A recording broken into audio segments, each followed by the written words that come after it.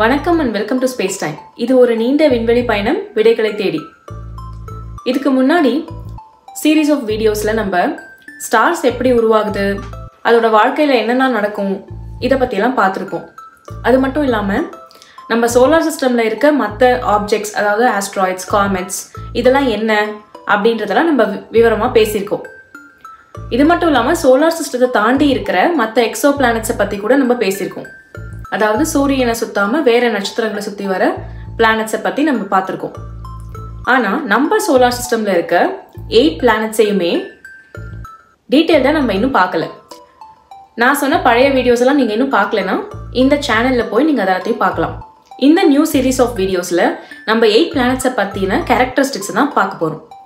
சரி, எங்க இருந்து ஸ்டார்ட் பண்ணலாம்? நம்ம பூமியில இருந்தே ஆரம்பிக்கலாம். ஏன்னா நம்ம பூமியில தான் இருக்கோம். ஸோ ஈஸியாக ஸ்டடி பண்ணக்கூடியதுன்னு பார்த்தா பூமி தான். ஸோ அங்கேருந்தே ஆரம்பிக்கலாம். பூமி சூரியன்லேருந்து 3வது கிரகம். மெர்க்குரி, வீனஸ், அதுக்கப்புறம் தான் எர்த். பூமிக்கும் சூரியனுக்கும் இடையிலான தூரத்தை தான் நம்ம ஒரு அஸ்ட்ரானமிக்கல் யூனிட் அப்படின்னு சொல்கிறோம். அது எவ்வளோனா 1.5 × 10⁻11 மீட்டர்ஸ். நம்ம மற்ற டிஸ்டன்சஸ் சொல்லும் போது கூட இதையே ரெஃபரன்ஸாக வச்சு சொல்லுவோம். பூமியோட டயாமீட்டர் எவ்வளோன்னு பார்த்தா 12,760 கிலோமீட்டர்ஸ். பூமி தன்னைத்தானே சுற்றி வரத்துக்கு 24 மணி நேரம் அப்ராக்சிமேட்லி அவ்வளோ ஹவர்ஸ் எடுத்துக்குது. அதை ஏன் அப்ராக்சிமேட்லின்னு சொல்கிறோன்னா அதை விட கொஞ்சம் கம்மியான நேரம்னு சொல்லலாம். அதனால தான் ஒரு வருஷத்தில் எத்தனை டேஸ் இருக்குது அப்படின்னு பார்த்தோன்னா கூட 365.25, அதாவது 365 அண்ட் ஒரு கால்வாசி நாள் வரும். இதனால தான் 4 இயர்ஸ்க்கு ஒன்ஸ் நம்மளுக்கு லீப் டே அப்படின்னு ஒரு எக்ஸ்ட்ரா டே கிடைக்குது ஃபெப்ரவரியில்.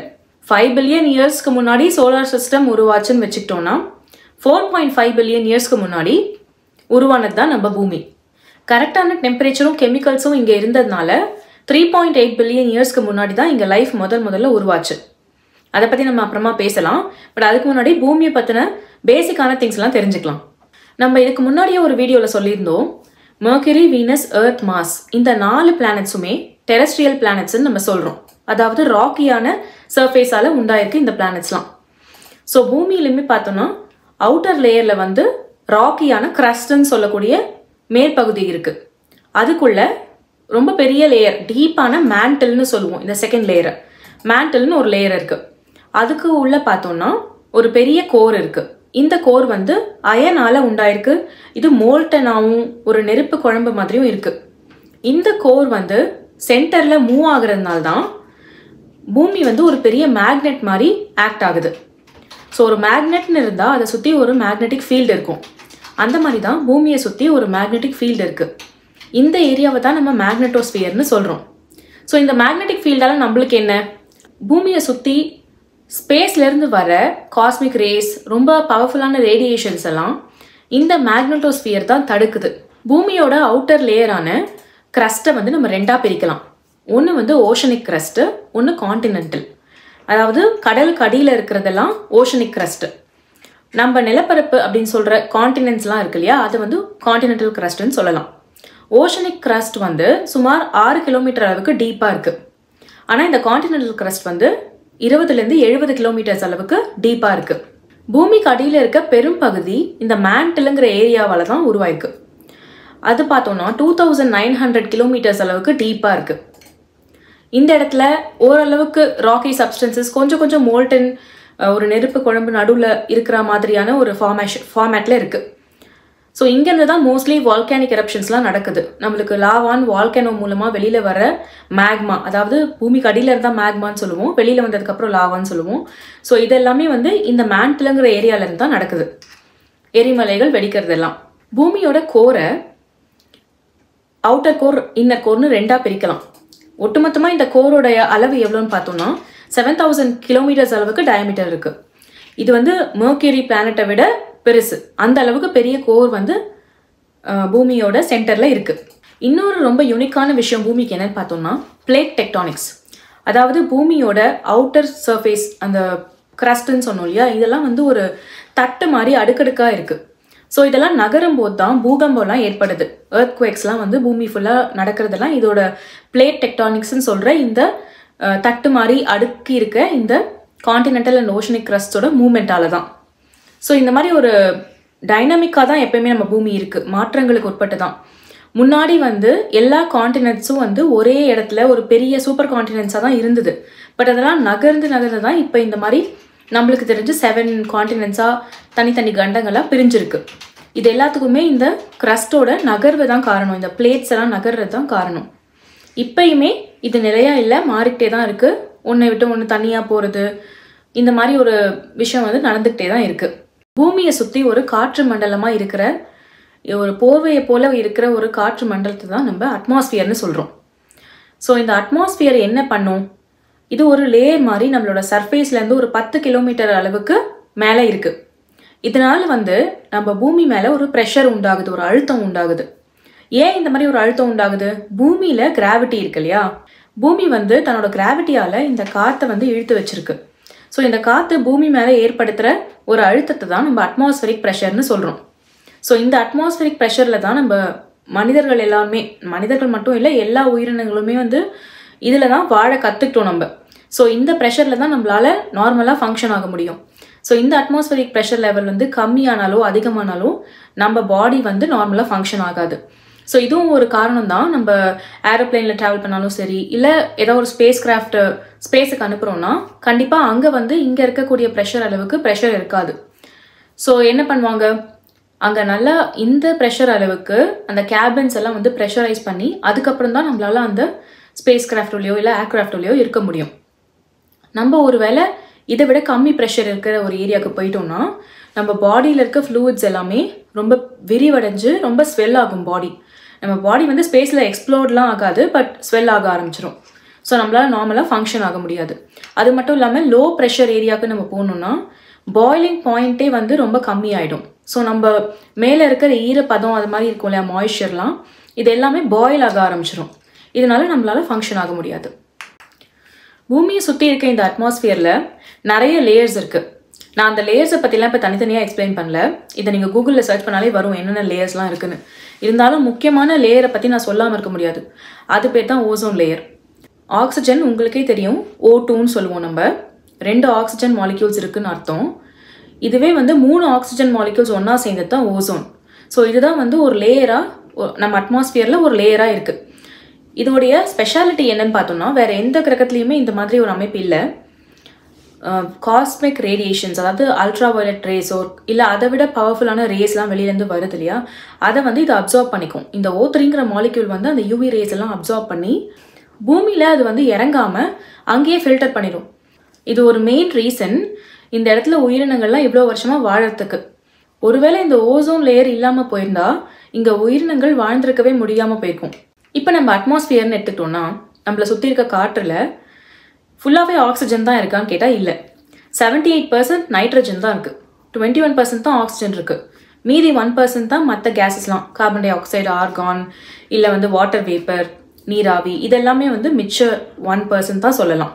ஒரு இடத்துல அட்மாஸ்பியர்னு ஒன்று இருந்தால் அந்த இடத்துல வெதர்னு ஒன்று கண்டிப்பாக இருக்கும். அட்மாஸ்பியரில் நடக்கிற சர்க்குலேஷனால தான் வெதர்னு ஒன்று ஃபார்ம் ஆகுது. ஸோ நம்ம பூமியை சுற்றி இருக்கிற காற்றில் நிறைய சர்க்குலேஷன், ப்ரெஷர் ட்ராப் ஹை ஆகிறது, ப்ரெஷர் லோ ஆகிறது, இந்த மாதிரி வேரியேஷன்ஸ்னால நிறைய வெதர் பேட்டர்ன்ஸ் இருக்குது. த்ரூ அவுட் த வேர்ல்டு வந்து டிஃப்ரெண்ட் கைண்ட்ஸ் ஆஃப் பேட்டர்ன்ஸ்லாம் இருக்குது. இந்த மாதிரி நம்ம அட்மாஸ்பியரில் சம் சர்க்குலேஷன்ஸ் நடக்குது இல்லையா, இதுக்கு என்ன காரணம்னு பார்த்தோம்னா அது மோஸ்ட்லி சன்லைட்டாக இருக்கலாம். சூரியன்லேருந்து வர வெப்பம் நம்ம சர்ஃபேஸில் பட்டு அது வெளியில் வந்து போகும்போது சுற்றி கொஞ்சம் வெப்பம் வந்து அதிகரிக்கும். இதனால் நடக்கிற வேரியேஷன்ஸ்னால தான் வெதர் பேட்டர்ன்ஸ்லாம் ஒரு ஒரு இடத்துக்கும் ஏற்ற மாதிரி மாறும்.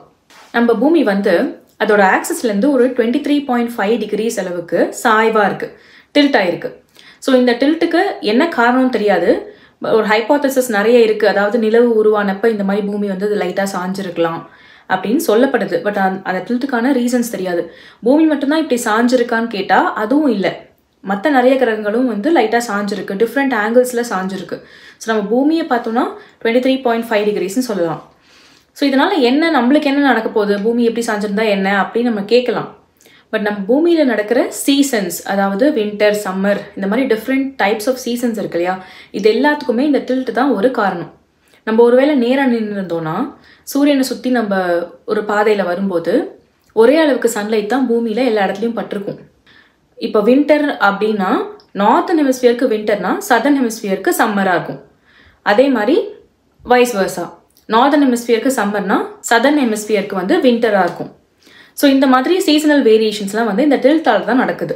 ஸோ இந்த பிக்சரை பார்த்தா உங்களுக்கே புரியும் நான் என்ன சொல்ல வரேன்னு சொல்லிட்டு.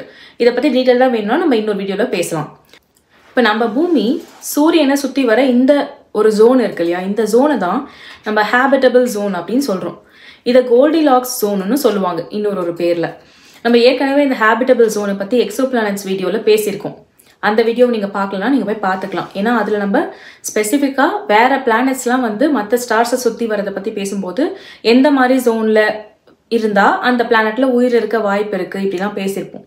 ஸோ அந்த மாதிரியான ஒரு ஜோனில் பூமி இருக்கிறதுனால தான் லிக்விட் வாட்டர், அதாவது நீர் வந்து இந்த இடத்துல லிக்விடாக இருக்குது. ஸோ நம்ம பூமியை பார்த்தோம்னா 71% வந்து வாட்டரால் உண்டானது தான்.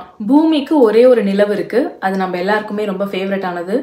அது ஏன் ரொம்ப டிஃப்ரெண்ட்டாக இருக்குது மற்ற நிலவுகளோட அப்படின்னு யோசிச்சு பார்த்தோம்னா, இப்போ ஜூபிட்டர், சாட்டர்ன் இந்த மாதிரி மற்ற பிளானட்ஸ்லாம் எடுத்துக்கிட்டு அதோட நிலவெல்லாம் கம்பேர் பண்ணோம்னா, ஜூபிட்டரோட சைஸை கம்பேர் பண்ணும்போது அந்த நிலவோட சைஸ் ரொம்ப ரொம்ப சின்னதாக இருக்கும். ஆனால் பூமிக்கும் நிலவுக்கும் உள்ள அந்த சைஸ் கம்பேரிசன் நம்ம பண்ணி பார்த்தோம்னா பூமியை விட ஒரு 1/4 அப்படின்னு சொல்லலாம். பூமியோட கால்வாசி சைஸில் நிலவு இருக்குது. இவ்வளோ பெரிய நிலவு அப்படிங்கிறது வந்து வேற எந்த பிளானட்லையுமே கிடையாது. ஆக்சுவலாக நம்ம பூமியோட அந்த டில்ட்னு சொன்னோம் இல்லையா, 23.5 degrees வந்து அது டில்ட் ஆயிருக்குன்னு. இந்த டில்ட்டை வந்து அதே மாதிரி ஒரு நிலைமையில ஸ்டேபிளாக தங்க வச்சிருக்கிறதுக்கு நிலவும் ஒரு காரணம் தான். ஏன்னா இவ்வளோ பெரிய ஆப்ஜெக்ட் வந்து தன்னோட கிராவிடேஷனல் இன்ஃப்ளூயன்ஸால பூமியை வந்து ஓரளவுக்கு ஸ்டேபிளாக இந்த மாதிரி ஒரு டில்ட்டில் வச்சிருக்கு. நிலா வந்து நம்மளை சுற்றி வரத்துக்கு எடுத்துக்கிற டைம் பீரியடும் தன்னைத்தானே சுற்றி வரத்துக்கு எடுத்துக்கிற டைமும் ஒரே டைம் தான். அதனால தான் பூமியிலேருந்து பார்க்கும்போது எப்பயுமே நிலவோட ஒரே முகத்தை நம்ம பார்க்குறோம் அப்படின்னு நம்ம சொல்லி கேள்விப்பட்டிருப்போம். அதுக்கு ரீசன் இதுதான். 4.5 பில்லியன் இயர்ஸ்க்கு முன்னாடி பூமி உண்டாச்சு அப்படின்னு நம்ம சொன்னோம். ஸோ அப்போ வந்து அது ஒரு நெருப்பு குழம்பு மாதிரி, ஒரு நெருப்பு பந்து மாதிரி தான் இருந்திருக்கும். ஸோ அங்கேருந்து தான் அது மெதுவாக கூல் டவுன் ஆகி இப்போ இருக்க ஸ்டேட்டுக்கு வந்திருக்கும். பட் முதல்ல அது அப்படி கூலாக ஆரம்பிக்கும் போது நிறைய எரிமலைகள்லாம் வெடிக்க ஆரம்பிச்சு ட்ராப் ஆயிருந்த கேஸஸ்லாம் நிறைய ரிலீஸ் ஆச்சு. ஸோ அந்த மாதிரி ரிலீஸ் ஆன கேஸஸ்லாம் தான் சேர்ந்து அட்மாஸ்பியர்ன்ற ஒரு லேயர் உருவாச்சு. அந்த மாதிரி ட்ராப் ஆயிருக்க கேஸஸ் எல்லாம் வந்து வெளியில் வரும்போது அட்மாஸ்பியர் உருவானப்ப வாட்டர் வேப்பர்ஸ் எல்லாம் திரும்ப கண்டென்ஸ் ஆகி தான் ஓஷன்ஸ்லாம் ஃபார்ம் ஆச்சு. ஸோ இந்த இடத்துல நான் ஒரு கொஷன் கேட்குறேன். தண்ணீர் எப்படி வந்து முதல்ல பூமிக்கு வந்திருக்கும், இல்லை பூமியிலே தான் இது உருவாயிருக்குமா? இதை பற்றி நீங்கள் யோசிச்சு பார்த்துருக்கீங்களா? ஏன்னா நம்ம எப்பயுமே தண்ணி எங்கேருந்து வருது அப்படின்னு கேட்டோம்னா மழையிலேருந்து வருது அப்படின்னு சொல்லுவோம். திரும்ப அந்த மழை எப்படி உருவாகுது அப்படின்னா கடல்லேருந்து அப்படின்னு சொல்லுவோம். ஸோ அந்த கடல், மழை, இந்த மாதிரி வாட்டர் சைக்கிள்லாம் நமக்கு ஆல்ரெடி தெரிஞ்சது தான். பட் முதல்ல வாட்டர் வந்து பூமிக்கு எங்கேருந்து வந்திருக்கும், இதை பற்றி யோசிச்சு பாருங்க. நம்ம இதை பற்றி கண்டிப்பாக பேசலாம் ஃப்யூச்சரில். இப்போ 3.8 பில்லியன் இயர்ஸ்க்கு முன்னாடி பார்த்தோம்னா ஃபஸ்ட்டு சிங்கிள் செல்டு ஆர்கானிசம், அதாவது ஒரு செல் உயிரினம்னு சொல்லுவோம்ல, அந்த ஆர்கானிசம்ஸ்லாம் ஃபார்ம் ஆன டைம் அது 3.8 பில்லியன் இயர்ஸ்க்கு முன்னாடி. இது எப்படி உருவாச்சு அப்படிங்கிறது ஒரு மிஸ்ட்ரி தான், இன்னும் சால்வ் பண்ணப்படலை. பட் இருந்தாலுமே வந்து நமக்கு அட்லீஸ்ட் இதளவுக்காக தெரிஞ்சிருக்கு இல்லையா இப்போ தான் உருவாச்சு அப்படின்னு. ஸோ நிறைய ஃபாசில் ரெக்கார்ட்ஸ் மூலமாகவும் கார்பன் டேட்டிங் மூலமாகவும் நம்ம இதெல்லாம் தெரிஞ்சுக்கிறோம். ஸோ அங்கேருந்து அப்படியே ஃபாஸ்ட் ஃபார்வர்ட் பண்ணோம்னா 2.4 பில்லியன் இயர்ஸ்க்கு முன்னாடி தான் கொஞ்சம் மல்டி செல்லுலர் ஆர்கானிசம்லாம் சேர்ந்து, எஸ்பெஷலி சயானோ பாக்டீரியா அப்படிங்கிற ஒரு பாக்டீரியா வந்து ஃபோட்டோசிந்தசிஸ் அப்படின்ற ஒரு விஷயத்த செய்யுது. அப்படின்னா என்னன்னு கேட்டிங்கன்னா, கார்பன் டை ஆக்சைடெல்லாம் யூஸ் பண்ணி ஆக்சிஜன் அப்படிங்கிற ஒரு காம்பவுண்டை வந்து வெளியில் அனுப்புது. கார்பன் டை ஆக்சைட்லாம் வந்து ஆக்சிஜனாக உருவான இந்த ஒரு பீரியட் வந்து பூமிக்கு ஒரு பெரிய டிரான்ஸ்ஃபர்மேஷன்னே சொல்லலாம். ஏன்னா அட்மாஸ்பியரில் வந்து அப்போது ஆக்சிஜன் அந்த அளவுக்கு கிடையாது. ஸ்டார்டிங்கில் மீத்தேன், கார்பன் டை ஆக்சைடு, இந்த மாதிரி மற்ற கேஸஸ்லாம் நிறைய இருந்தது. பட் கார்பன் ரீசைக்கிளிங் மூலமாக கார்பன் டை ஆக்சைடு எல்லாம் இந்த மாதிரி ஆக்சிஜனாக உருவாச்சு.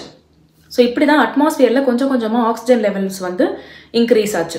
இதெல்லாம் ஒரே வருஷத்தில் 2 வருஷத்துலலாம் நடந்திருக்காது. கண்டிப்பாக இதுக்கெல்லாம் வந்து ஒரு 1000 வருஷங்கள் ஆயிருக்கலாம், இல்லை மில்லியன்ஸ் ஆஃப் இயர்ஸ் ஆயிருக்கலாம். பட் ஸ்டில் அந்த பீரியடில் வந்து ஆக்சிஜனேஷன் நடந்தது. நிறைய ஆக்சிஜன் வந்து அட்மாஸ்பியரில் அதிகமாக ஆக ஆரம்பிச்சது.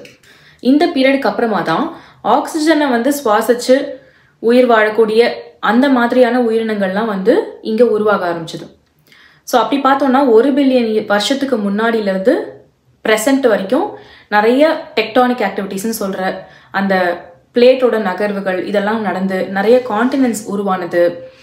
வால்கானிக் ஆக்டிவிட்டீஸ் மூலமாக கூல் டவுன் ஆன ஏரியாஸ்லாம் வந்து காண்டினென்டல் பிளேட்ஸ் உருவானது. இதெல்லாம் நடந்தது. ஸோ அதனால் நமக்கு காண்டினென்ட்ஸும் உருவாச்சு, இந்த மாதிரி மல்டி செல்லுலார் ஆர்கானிசம்ஸ் அப்படின்னு சொல்லக்கூடிய பெரிய அளவிலான உயிரினங்கள்லாம் உருவாச்சு. ஸோ இதனால தான் நம்ம எல்லா ஏரியாலையும் நிறைய ஸ்பீஷீஸ் டெவலப் ஆனதுக்கெல்லாம் வந்து ஒரு காரணமாக இருந்தது.